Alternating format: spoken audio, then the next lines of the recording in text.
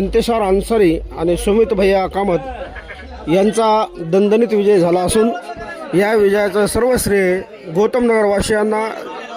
इंतेशार सिद्दीकी यांनी दिला असून त्याचबरोबर सुमित कामत यांनी